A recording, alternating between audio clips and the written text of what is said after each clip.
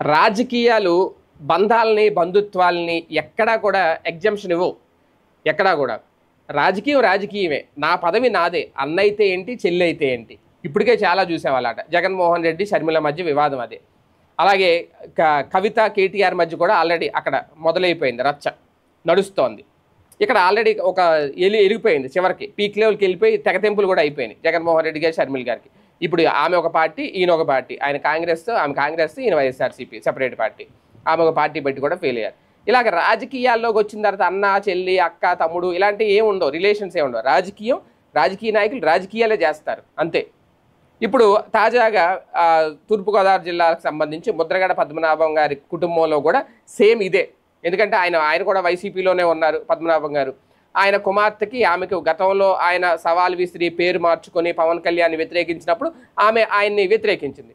మళ్ళీ ఇప్పుడు తండ్రికి దగ్గర అవ్వాలనుకుంటుందో, లేదంటే అన్నను దూరం పెట్టాలనుకుంటుందో, లేదంటే తండ్రికి అన్నను దూరం చేయాలనుకుంటుందో తెలియదు. కానీ తాజాగా ఇప్పుడు అదే జరుగుతుంది.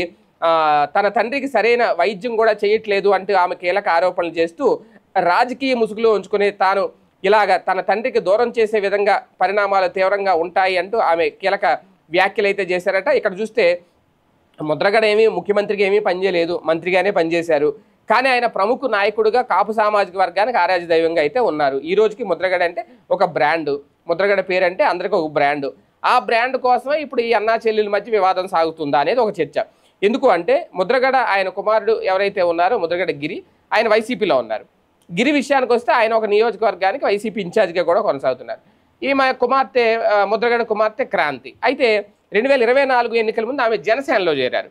ఆ విధంగా తన రాజకీయ ఆకాంక్షను బయటపెట్టుకున్నారు. ఇక ముద్రగడ వారసుల మధ్య పోరు ఏ వైపుకి దారితీస్తుంది అనేది ఇక్కడ కీలకం. అంటే జనసేన వర్సెస్ వైఎస్ఆర్సీపీ అని చూడాలి ఇక్కడ, లేదంటే అన్నా వర్సెస్ చెల్లెలు అని చూడాలా?